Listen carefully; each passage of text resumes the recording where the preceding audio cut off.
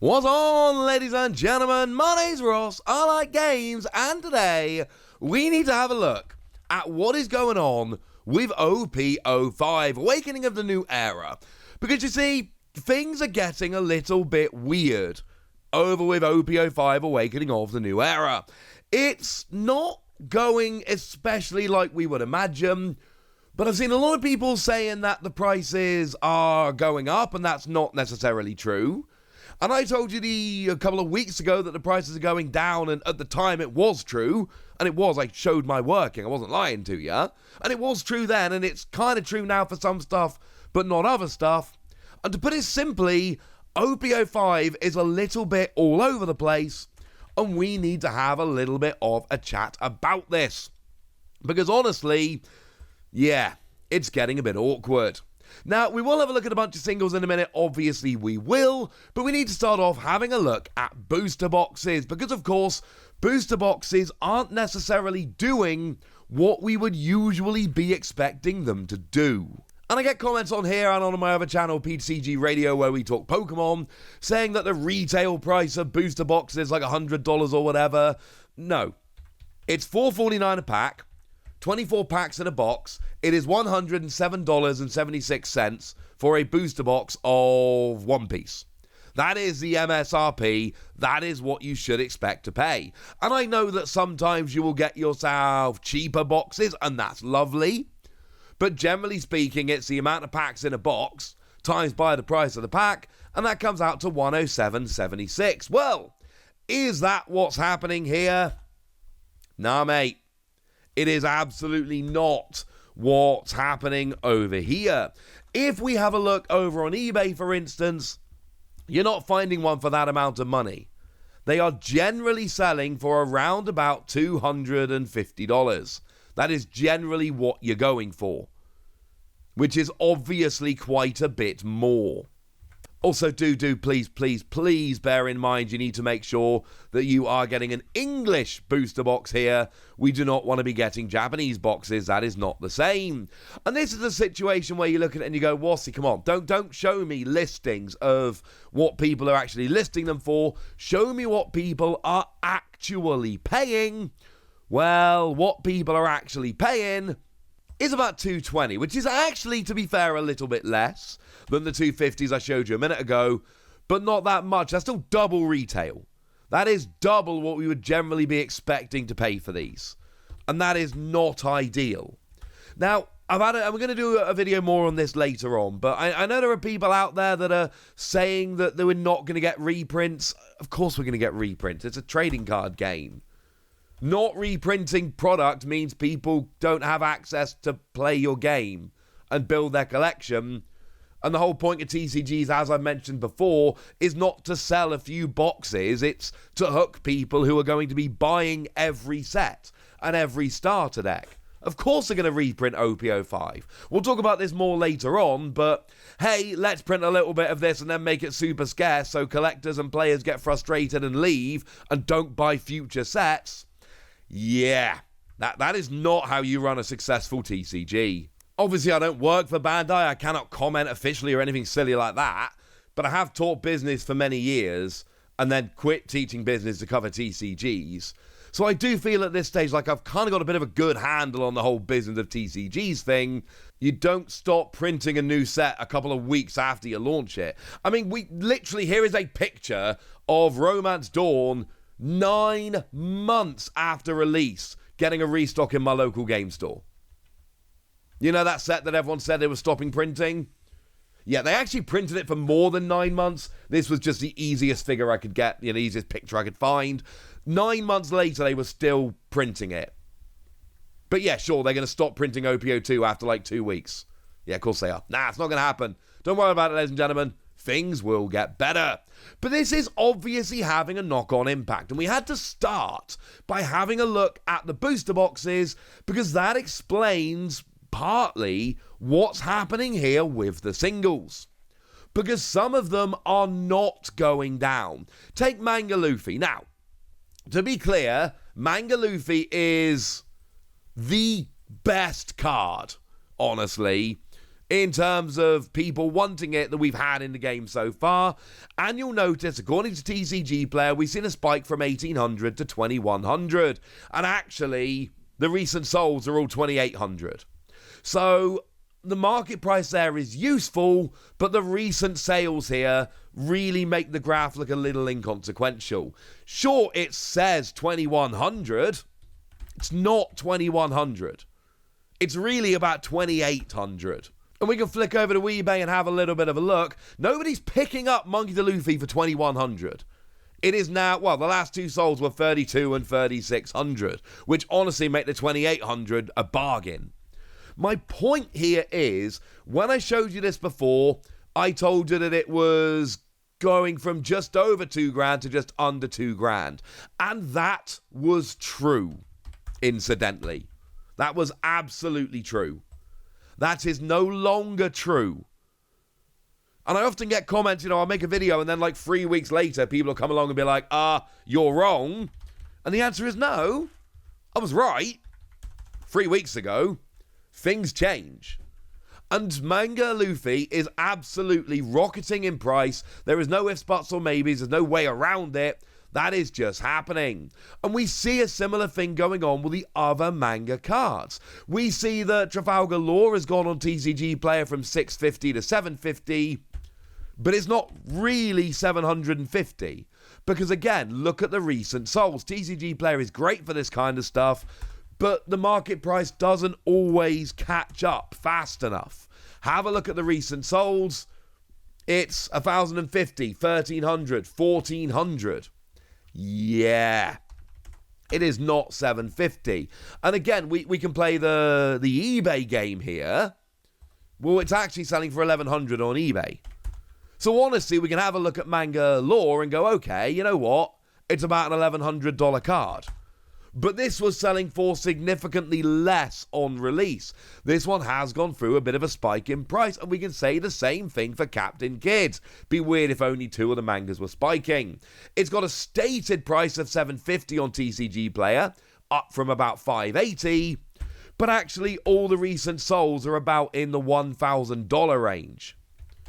And look, we're going to do it again, but you know what's happening here, right? I'm going to go over to eBay, and I'm going to go and have a look at Manga Kidd from OP-05, and we're going to see that actually it's selling for about $1,000, and oh look, it's selling for about $1,000. Here's 3 in a row, 1,075, 1,945. Yeah, when all the recent sales on TCG Player are around the same price, eBay tends to be around there as well. This is what we're seeing. All the manga rares are spiking, as you would imagine them to, because when the booster box as a whole is spiking and hard to find, so will that be. So why is it not happening with the signed Luffy? Signed Luffy, according to TCG Player, went from 2,100 down to 1,800, back up to 1,900, and is currently selling for around about $2,000. Bearing in mind, on release, it was selling for just a little bit over $2,000. All right?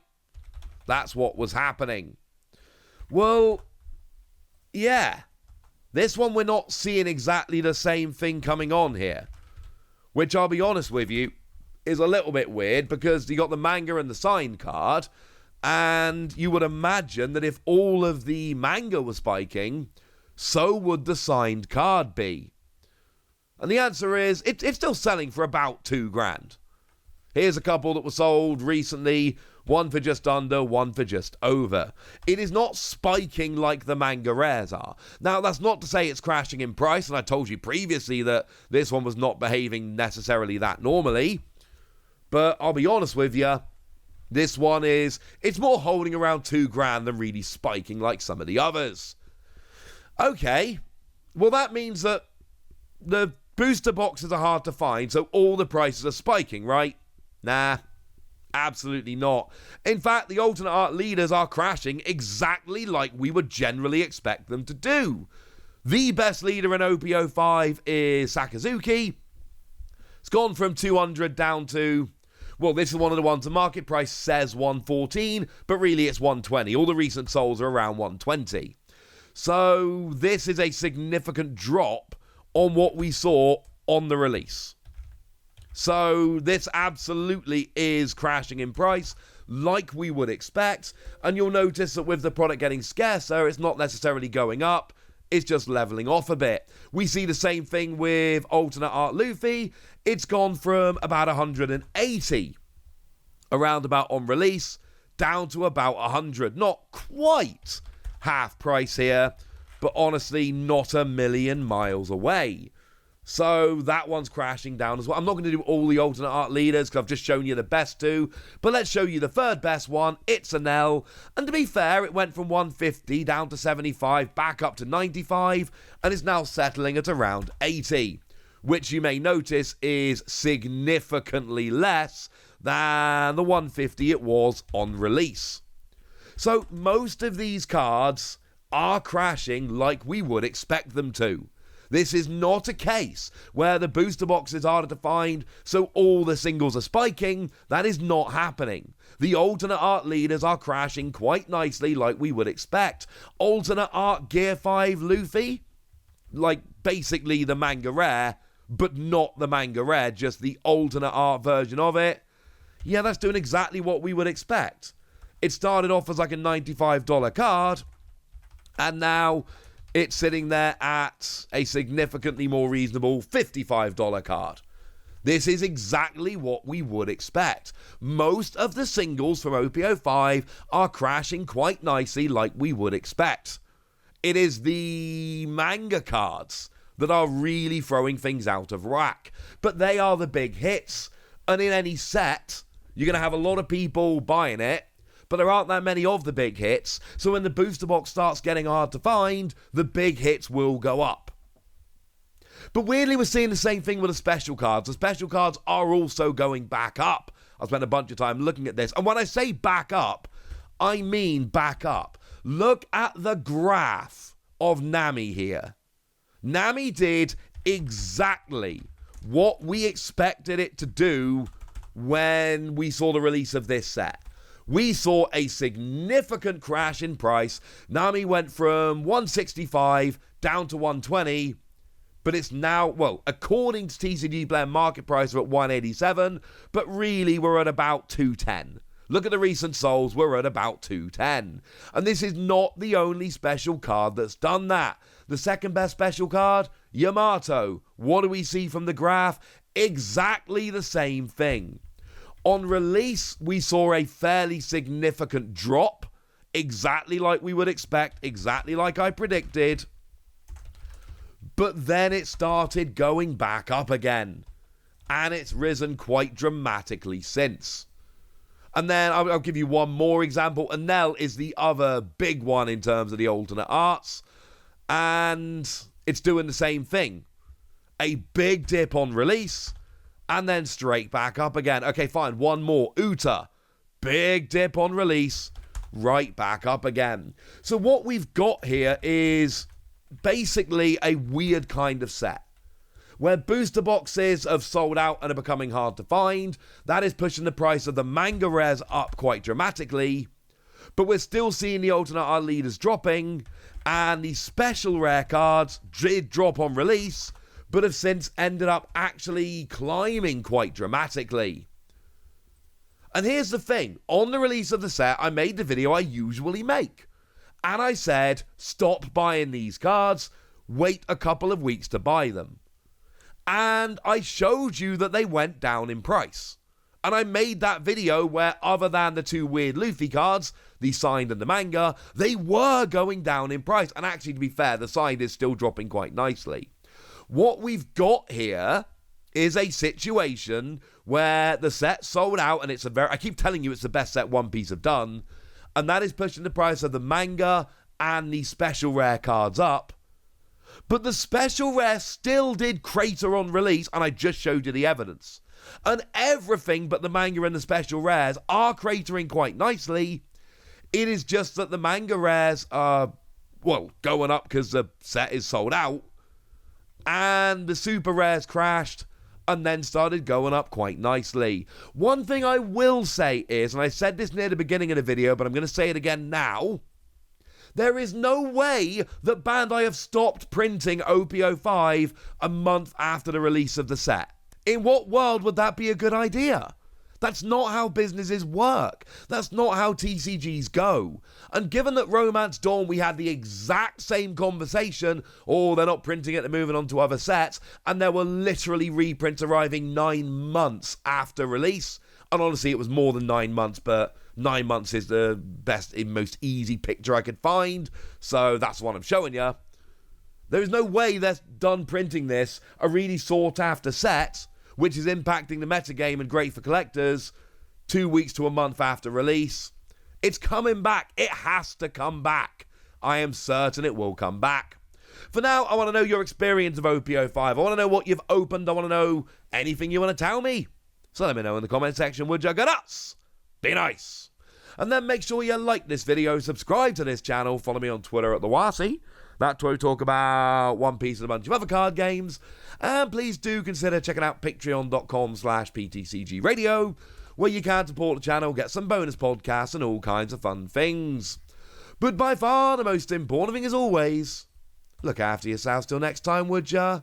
Thank you very much for watching. My name's Ross, and you've been watching Wasi Plays.